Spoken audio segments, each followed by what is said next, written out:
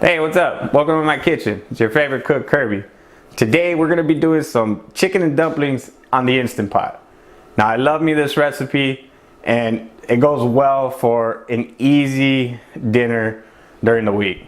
So no further ado, let's get down to the recipe.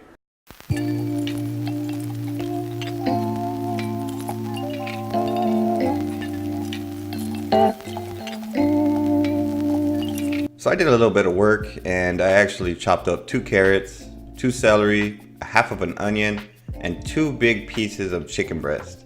Now we're gonna be using some pre-made biscuits here. This is the Pillsbury Doughboy, my favorite brand, but just get you some regular biscuits. This is gonna be an easy recipe, so this is all we need. On our Instant Pot, we're gonna hit the saute button. And once it says hot, then that means we're ready to go.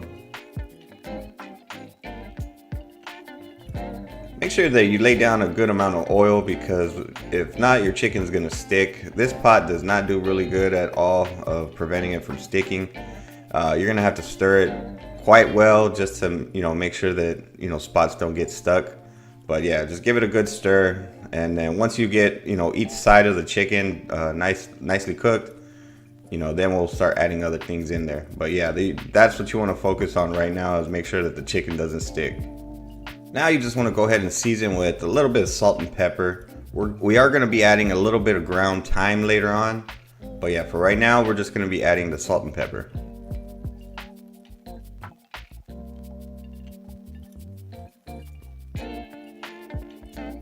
Now you want to just go ahead and keep stirring. You want to get the chicken about halfway done, but you want to make sure that all sides of the chicken is white. And then we're going to go ahead and add in our carrots, celery, and onion. Now you want to cook those to where the onion's about translucent. So you just want to sweat everything down, and then we'll go on to the next step.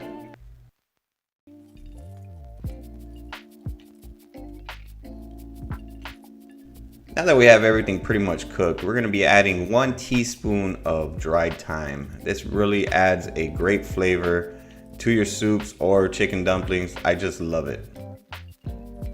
Now we're going to be gradually pouring in 1/4 cup of flour. If it starts thickening up on you, go ahead and add a little bit of chicken broth in there. Go ahead and make sure that everything gets mixed nicely. You want to cook this for about 2 to 3 minutes. Like I said, if it starts to thicken up on you, add a little bit of chicken broth. We're going to be adding 4 cups of chicken broth into this.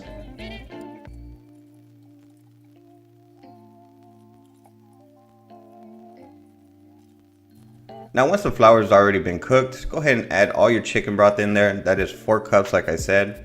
And then just go ahead and mix everything. You want to make sure that everything's nicely incorporated.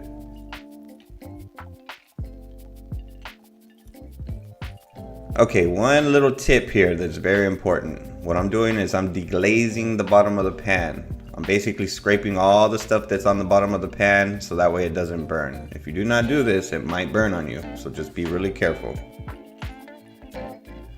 Now go ahead and add 1 cup of whole milk. This isn't a fancy recipe. This is actually a traditional recipe that my grandma had. So nothing fancy here, just all basic ingredients, everything that you could probably have in your cabinets and refrigerator. So I'm gonna be using whole milk instead of heavy cream like some recipes. Now I do use the whole can, so go ahead and take each biscuit and cut them in 4s. And then pretty much just dump them in there. I give them a little stir and get some of that broth and juice all up on there. I like that soggy biscuit. So I mean, that's just personal preference, but yeah, when I give it a stir so that way I could get some of those juices on there. And trust me, this is a very delicious recipe. I love it every time I make it. This is the first time actually making it on the Instant Pot.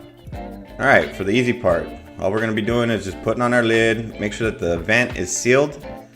We are going to be pressure cooking this for 8 minutes. Now it takes probably about 15 to 20, maybe a little bit longer. I didn't really catch the time on that, but it did take a while for it to pressurize.